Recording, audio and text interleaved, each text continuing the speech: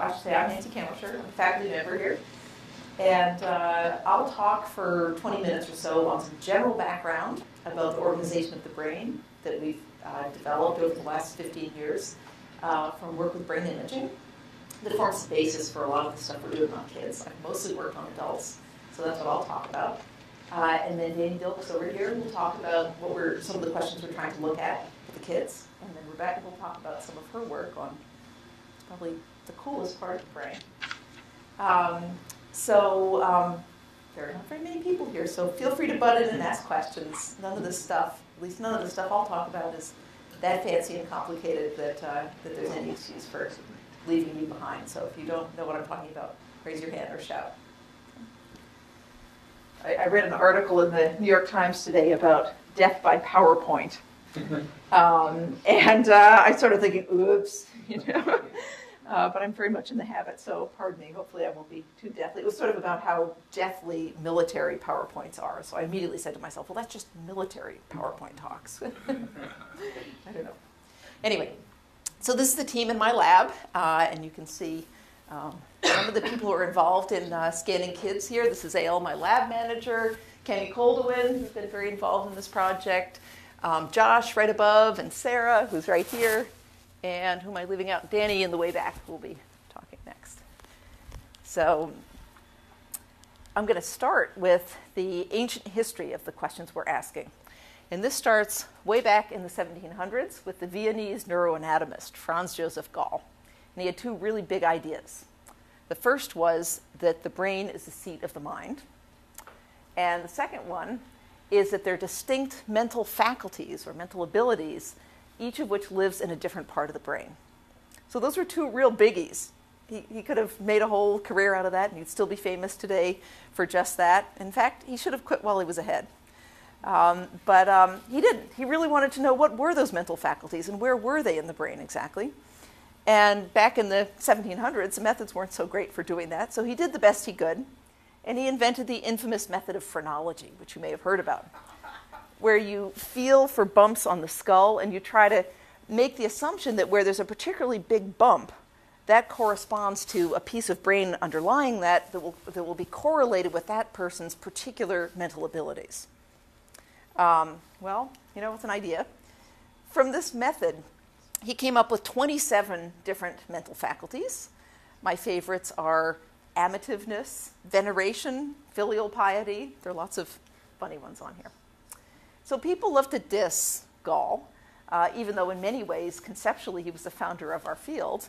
One way of looking at it is it was really the right idea and just the wrong method. And we're very privileged to live now where we have the right method to ask this question. And so most of the work that we're doing uses this method here, functional fMRI, or functional MRI.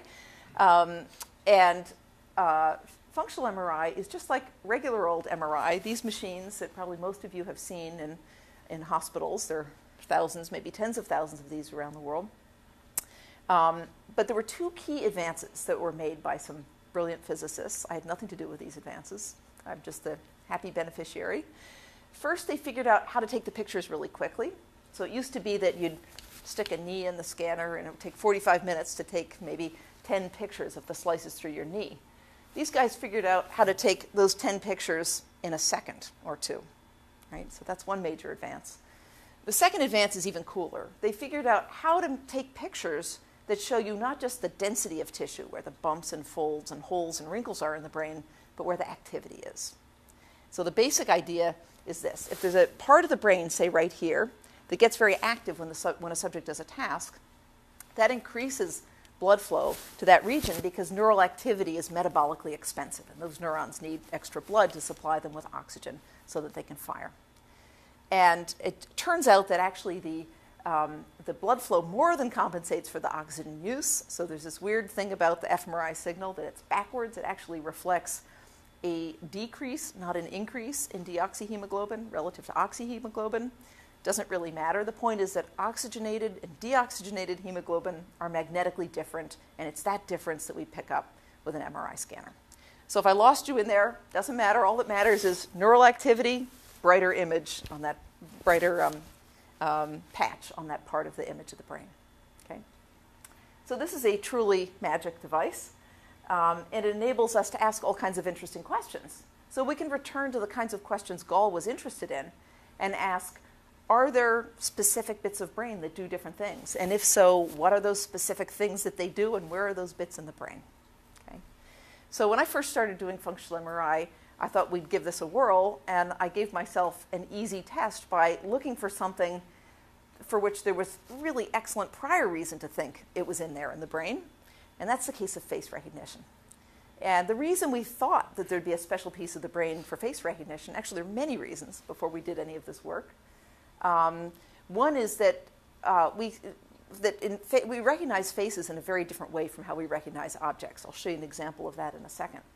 Another is that people who had the great misfortune of having damage to the back end of their right hemisphere sometimes had this strange phenomenon where they'd selectively lose their ability to recognize faces. They'd still be able to recognize voices, to recognize objects, to read, to navigate around in the world. They weren't confused about different people. They could tell you everything about a person from their name or their voice. They just couldn't figure out who that was by looking at their face. So it's a very specific disability. So we thought, well, there's lots of reason to think there's a special bit in there for face recognition. Let's see if we can use this machine and find it. Okay? So we did the extremely simple-minded thing of popping subjects in the scanner and showing them pictures of faces and showing them pictures of objects. So this is a 5-minute scan. This is time going this way. So the subject's lying in the scanner. They're looking at images in a screen over their head.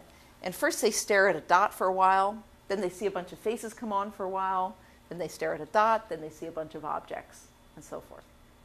Turns out it doesn't matter what the task is. Sometimes we just tell them, hold still, look at the stuff. Sometimes we give them a task to do, like press a button whenever 2 consecutive images are the same. We get more or less the same data in any case, as long as the subject doesn't fall asleep. When they fall asleep, you don't get the same result. So then what we can do is, we're scanning their brain with functional MRI the whole time they're looking at this. Once every 2 seconds, we take a whole series of pictures through the brain, so like this, in 2 seconds. They do that all the way through. So then we can take each patch in the brain, and we can say, we can ask statistically whether the MRI signal, remember it's correlated with neural activity, is higher in that little piece of the brain when the subjects were looking at faces than when they were looking at objects. And when you do that, here's me, whoops. Here's me doing this task circa, I hate to say, around 1995 or something. This is a slice through my brain like this. A horizontal slice is the back of my head. And so this is, the left and right are flipped here. The radiologists started that tradition. It's very irritating, but it's harder to fight them than to follow. So just think everything's flipped here. Actually, it may not be flipped in your data. Oh, well, flipped in my data. So what the statistics are telling us here is that little patch there, as well as this other little annex, the neurons were more active when I was looking at faces than objects. Okay? Now, when you see nice colored blobs on the brain like this, which you do in the pages of the New York Times and Newsweek and wherever you look these days, be suspicious. There are lots of ways to cheat and get a nice little blob like that. But we don't cheat, and the way you can tell we're not cheating is I'll show you my actual data that produced that blob.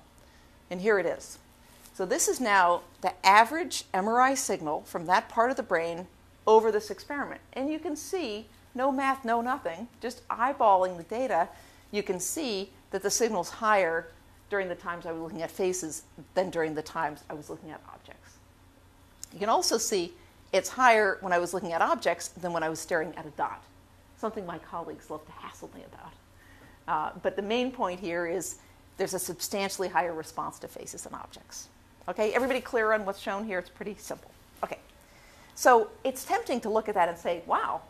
Oh, and by the way, it's not just my brain. Almost everybody we scan has one of these things in more or less that region. So it's tempting to say, maybe this is a specialized little module in the brain for face recognition. It's our, face recognition is important. We assign a whole piece of brain to doing just that. But these data don't nail that claim yet. They're suggestive, but any one of you can probably think of 5 other accounts of what might be going on there. Maybe this region just responds to anything animate, anything round, anything interesting, and so on and so forth. And it's not until we take seriously all of those other accounts that we're in any position to say, yeah, it's really specific for face recognition. So the whole business of using MRI to follow Gall's research program to figure out if there's specialized bits of brain really requires spending a lot of time testing all those other hypotheses. Okay. So we've been doing that for a while. So here's a summary slide. Now I've switched, and this is the face area again, now on a vertical slice. So this thing on the bottom is the cerebellum. That's a big chunk of brain that lives underneath the main part of the brain up here. And so you can see that this little face area, in me, it's right about in there on the bottom surface of the brain. And so here's some of the images it responds strongly to. And here's some it responds much less strongly to.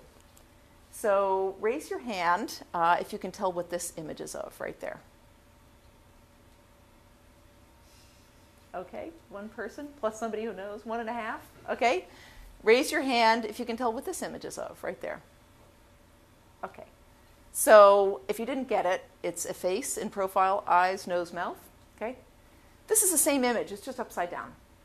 So when I said a moment ago that face recognition just works differently than object recognition, that's based on the fact that it was actually discovered in a PhD thesis in this department in 1969, that the difficulty you have processing upside-down faces is greater than the difficulty you have processing upside-down anything else.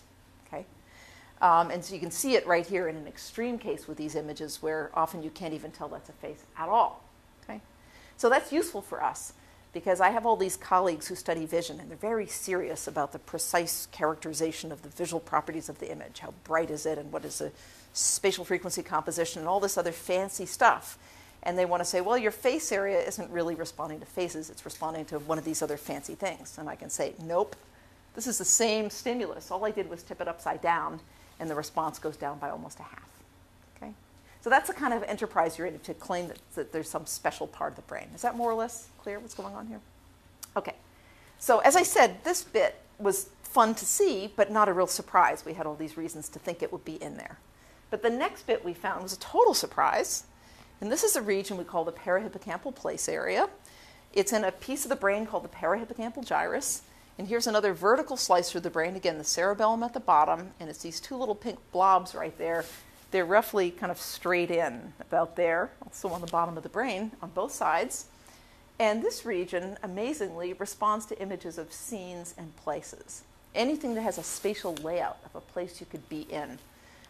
Like, pictures of Utah, pictures of houses, even abstract layouts made out of Legos produce about twice the response as objects made out of Legos. And yet, it's not just anything that's large or anything that's visually complicated. We have very similar stimuli. This produces a strong response. You slice it up into pieces. It produces a much lower response when you can no longer perceive the spatial layout.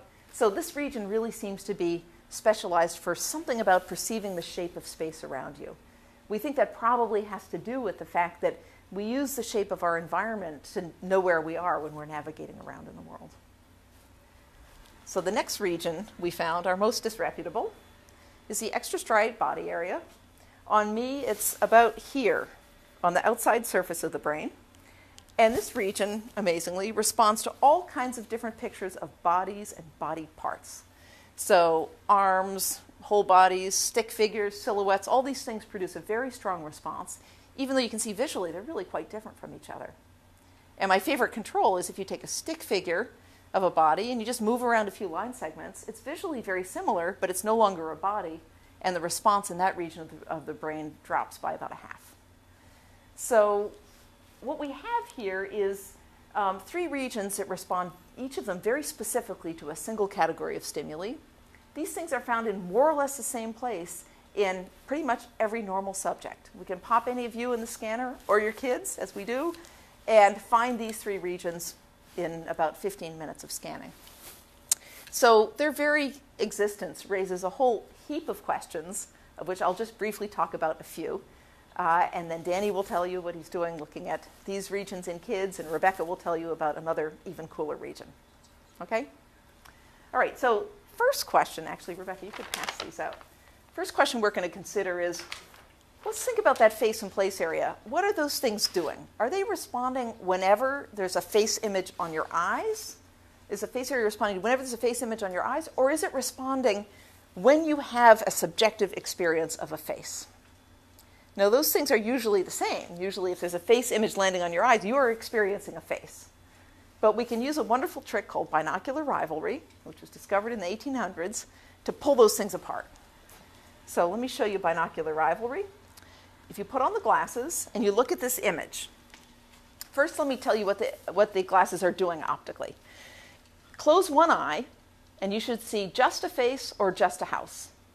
Okay? Now close the other eye, and you should see the other thing, the opposite image of what you saw before, just a face or just a house. Okay, now open both eyes and just look. You don't need to do anything. Don't try to do anything. Just look and watch. And if anything cool happens, you can say, ooh, ah. Good. Okay, what's happening? Occasionally the brain wants to pick one image or the other. Exactly. Exactly. It doesn't want to live with the compromise. It wants to say it's either a face or a house. And so it chooses one for a while, and then it flips, and then it chooses the other. Do most of you see that? If you don't panic. It doesn't mean there's anything wrong with you. It's hard to get the color balance right, so this will work for everyone. The cool thing about binocular rivalry is that it's a way for us to change your visual experience without changing what's happening on your retina. Because when it flipped, nothing happened in your eyes. The stuff landing on your eyes was exactly the same. All that happened was a change in your subjective experience. So we can pull these things apart and say, do those regions of the brain reflect what you're experiencing or what's landing in your eyes? Okay? So way back, I did this experiment with Frank Tong, shown here, and we did just that experiment, just like what you guys did here. We taped these little cardboard things on people's foreheads, and we popped them in the scanner, and we gave them a button box, and we scanned them for about 5 minutes at a time, this time here, and they reported with a button box, now I see the face, now I see the house, now I see the face. They would just press different buttons telling us what they were experiencing. Okay? Now, we had found their face areas and their place areas in a separate bunch of scans before, so we knew in each subject exactly where their face area is that likes faces, not houses, and their place area that likes houses, not faces. So then what we can do is look in those areas at what happens during the scan as the stimulus stays the same, but experience varies. Okay? So here is, MRI data are mucky and noisy, and here are some. So here is a several-minute scan from one subject's brain. It's probably me, but I'm not sure. Anyway, the signal from the face area is in blue, and the place area is in red. And the letters are the times when the subjects told us, now I see the face, now I see the house, now I see the face. And if you look at it and use your imagination, you might see some trends that, when the subject says they see a face, signal goes up a little bit more. But it's kind of muddy and it's hard to see because there's a lot of noise in these data. So what you can do is you can take all the house-to-face flips and align them all on the button press and average the signal. Okay? And when you do that, the data cleans up a bunch. So here's a house-to-face flip. This time going this way. 0 is when the subject presses the button. And what you see is when the experience goes from seeing a house to seeing a face, signal in the face area shoots up, the signal in the place area shoots down. Okay? Even though nothing changed on their eyes. Okay? So you may be wondering, why is the change in the brain lagging quite a few seconds after the button press? Anybody have an idea? Remember, I told you the basis of the MRI signal is not directly looking at neural activity. It's looking at blood flow changes that happen after neural activity. It takes a few seconds for those blood flow changes to happen. It takes about 4 or 6 seconds. And so that's the delay here. That's why these peaks are way out here several seconds after the button press. These peaks are reflecting neural activity that actually happened in time back there when the subjects told us the flip happened. Okay? So you can see here when it flips in the opposite direction, we get the opposite direction flip in the brain. So this is neat. It tells us that these regions aren't just doing something dumb, like responding like automata whenever a certain stimulus lands in the eye. They're actually reflecting what the subject is experiencing. Now, we could push that a little farther and say, okay, if it's reflecting the subject's experience, let's push this to the logical extreme. Let's get rid of the stimulus altogether. Okay, so that's what we did in the next experiment. We told the subjects to close their eyes and just imagine a face or a place with no stimulus there at all. Okay? And we asked what happened in these parts of the brain. So, so here's the experiment. First, this is done with Kathy O'Craven, shown here. So first we do a standard perceptual experiment, alternating periods of faces and places. The subjects saw famous faces and famous to them places. These are MIT buildings. And they just looked at them. So we did a few of those scans. And then we did the same experiment in mental imagery. That is, we told the subjects to close their eyes, and we shouted out to them the names of the same people in the same order, and we told them to just form a vivid mental image of what that person or place looked like. Okay? And again, we scanned their brains as they did this. So what do we see? When we do this, first I'm going to show you a comparison of the response to faces versus places in perception.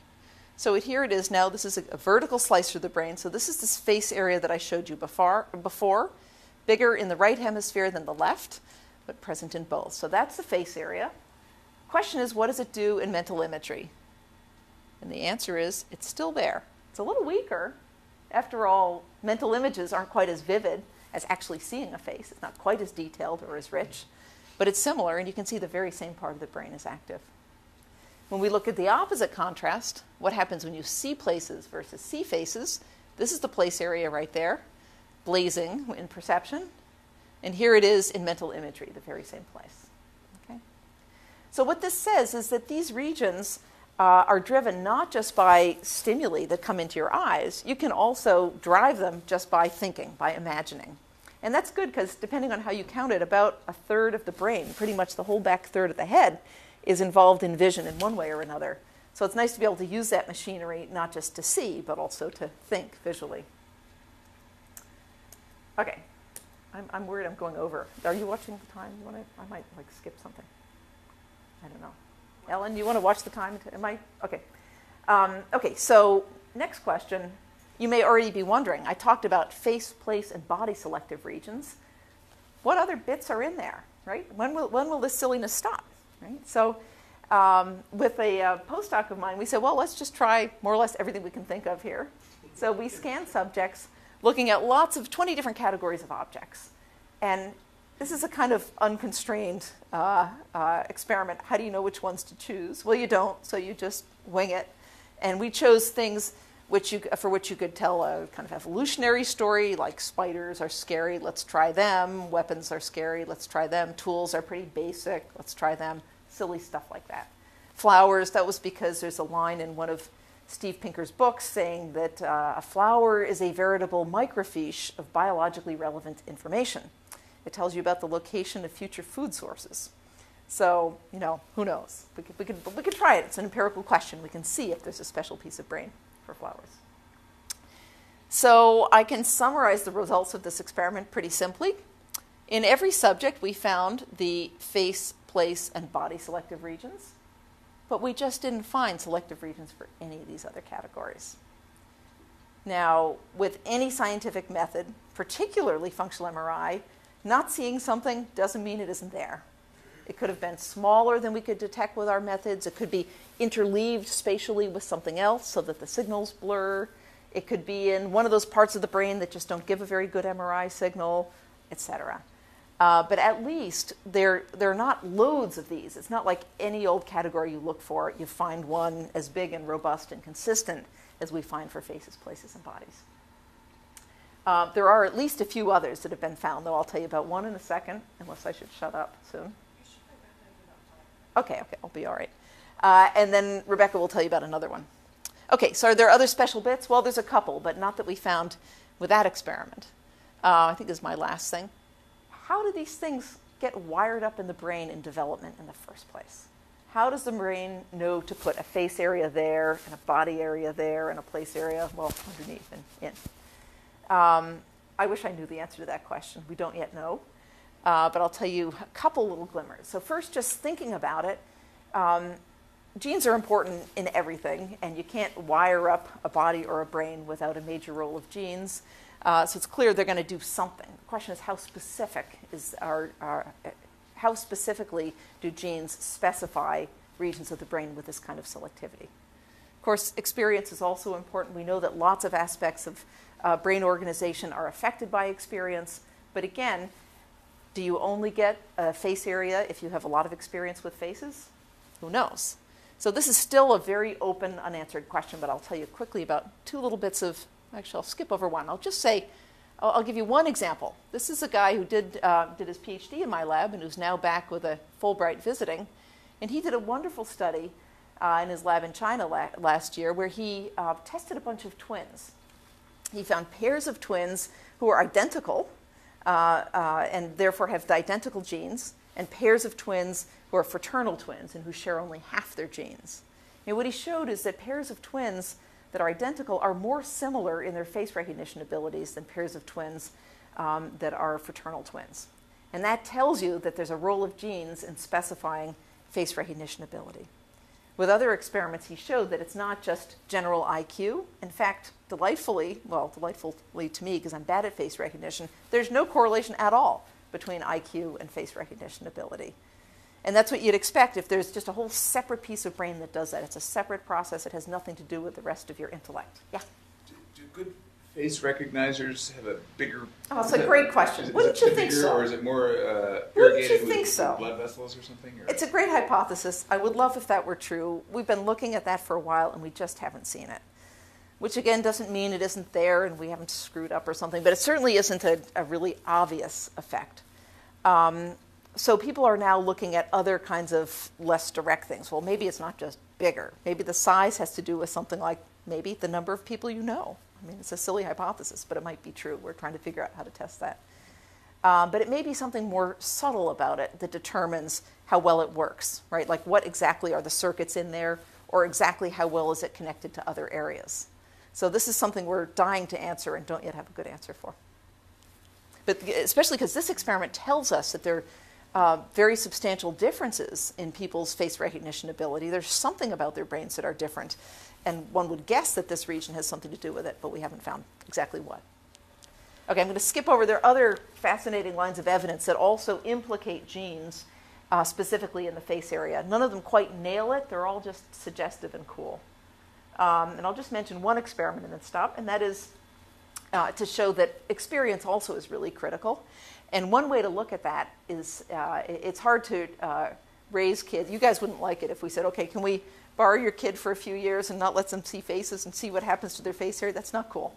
But we can look at other things where experience naturally varies. And so we can look at something like reading.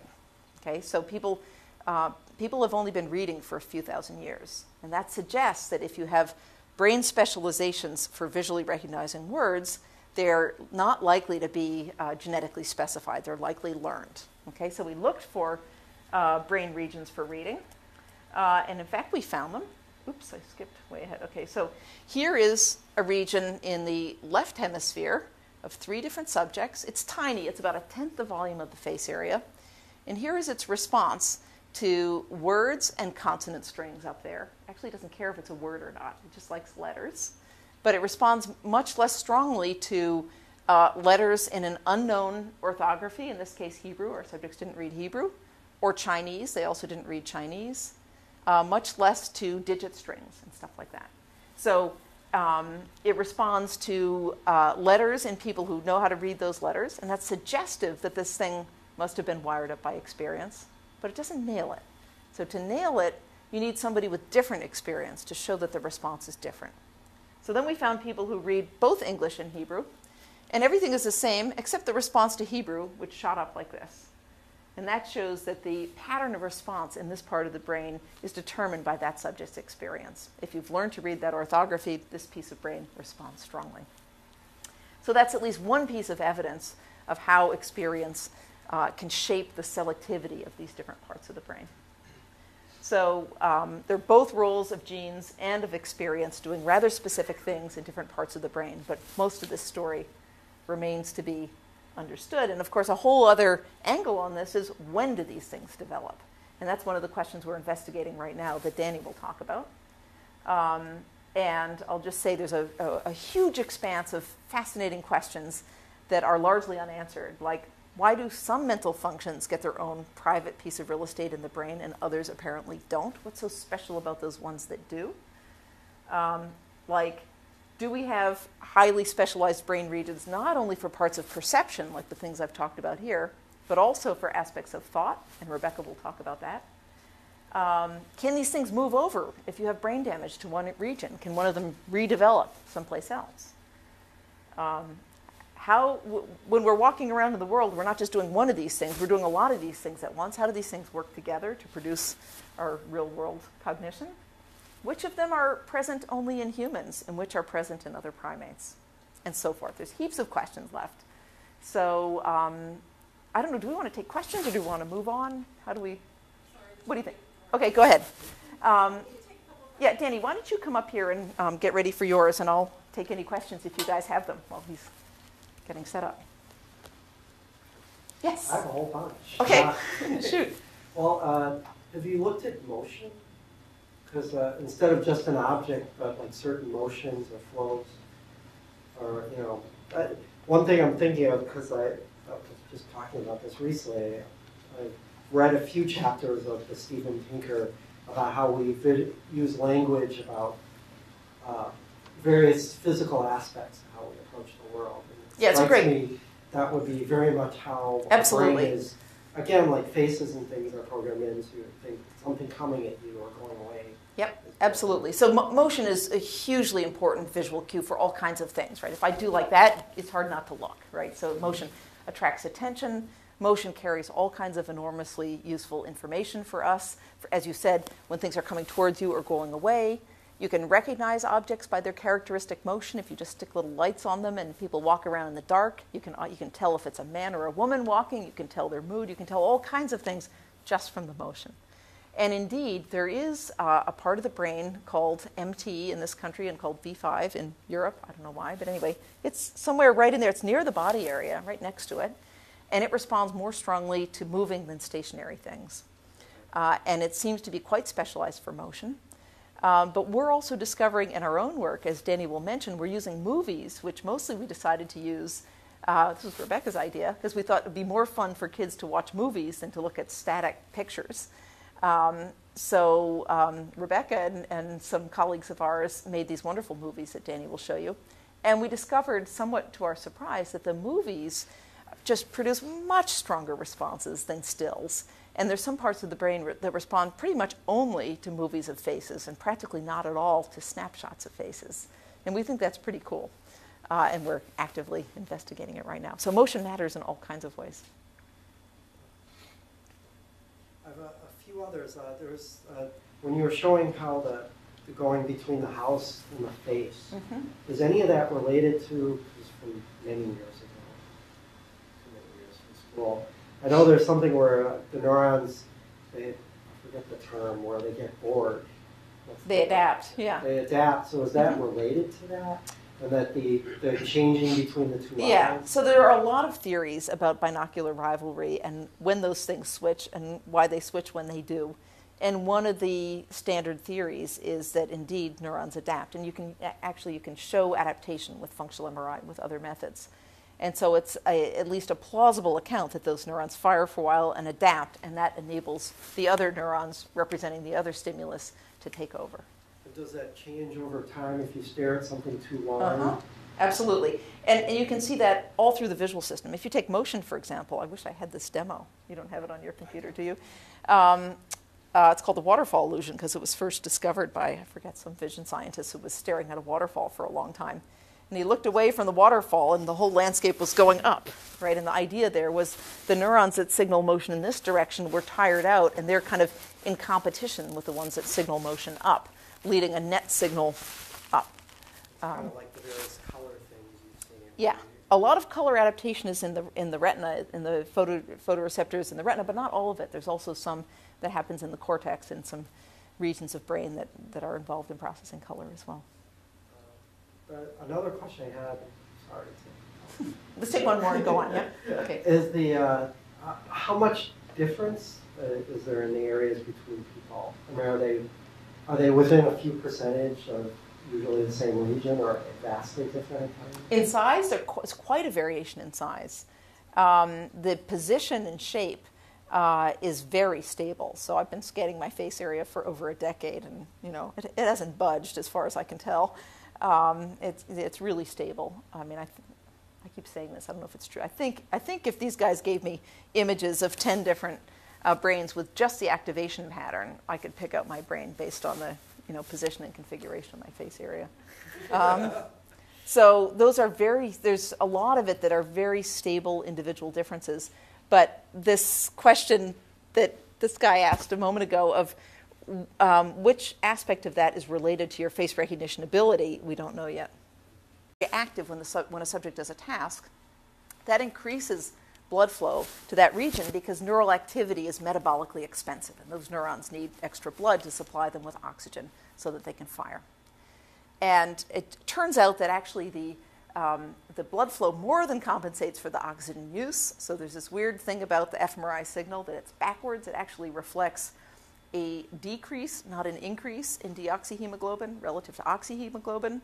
Doesn't really matter. The point is that oxygenated and deoxygenated hemoglobin are magnetically different, and it's that difference that we pick up with an MRI scanner. So if I lost you in there, doesn't matter. All that matters is neural activity, brighter image on that, brighter patch on that part of the image of the brain. Okay? So this is a truly magic device, and it enables us to ask all kinds of interesting questions. So we can return to the kinds of questions Gall was interested in and ask, are there specific bits of brain that do different things? And if so, what are those? Ask this question. And so most of the work that we're doing uses this method here, functional fMRI, or functional MRI. Functional MRI is just like regular old MRI. These machines that probably most of you have seen in hospitals, there are thousands, maybe tens of thousands of these around the world. But there were two key advances that were made by some brilliant physicists. I had nothing to do with these advances. I'm just the happy beneficiary. First, they figured out how to take the pictures really quickly. So it used to be that you'd stick a knee in the scanner and it would take 45 minutes to take maybe 10 pictures of the slices through your knee. These guys figured out how to take those 10 pictures in a second or two, right? So that's one major advance. The second advance is even cooler. They figured out how to take pictures that show you not just the density of tissue, where the bumps and folds and holes and wrinkles are in the brain, but where the activity is.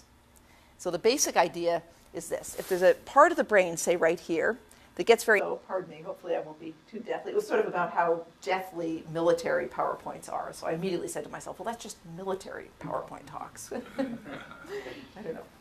Anyway, so this is the team in my lab, and you can see some of the people who are involved in scanning kids here. This is Ale, my lab manager, Kenny Coldewin, who's been very involved in this project, Josh right above, and Sarah, who's right here, and who am I leaving out? Danny in the way back, who will be talking next. So I'm going to start with the ancient history of the questions we're asking. And this starts way back in the 1700s with the Viennese neuroanatomist, Franz Joseph Gall. And he had two really big ideas. The first was that the brain is the seat of the mind. And the second one is that they're distinct mental faculties or mental abilities, each of which lives in a different part of the brain. So those were two real biggies. He could have made a whole career out of that, and he'd still be famous today. I should say I'm Nancy Kanwisher. I'm a faculty member here. And I'll talk for 20 minutes or so on some general background about the organization of the brain that we've developed over the last 15 years from work with brain imaging that forms the basis for a lot of the stuff we're doing on kids. I've mostly worked on adults, so that's what I'll talk about. And then Danny Dilks over here will talk about some of the questions we're trying to look at with the kids. And then Rebecca will talk about some of her work on probably the coolest part of the brain. There are not very many people here, so feel free to butt in and ask questions. None of this stuff, at least none of the stuff I'll talk about, is that fancy and complicated that there's any excuse for leaving you behind. So if you don't know what I'm talking about, raise your hand or shout. I read an article in the New York Times today about death by PowerPoint. I started thinking, oops, but I'm very much in the habit. For just that. In fact, he should have quit while he was ahead. But he didn't. He really wanted to know what were those mental faculties and where were they in the brain exactly. And back in the 1700s, the methods weren't so great for doing that, so he did the best he could. And he invented the infamous method of phrenology, which you may have heard about, where you feel for bumps on the skull and you try to make the assumption that where there's a particularly big bump, that corresponds to a piece of brain underlying that will be correlated with that person's particular mental abilities. Well, it's an idea. From this method, he came up with 27 different mental faculties. My favorites are amativeness, veneration, filial piety. There are lots of funny ones on here. So people love to diss Gall, even though in many ways, conceptually, he was the founder of our field. One way of looking at it is it was really the right idea and just the wrong method. And we're very privileged to live now where we have the right method.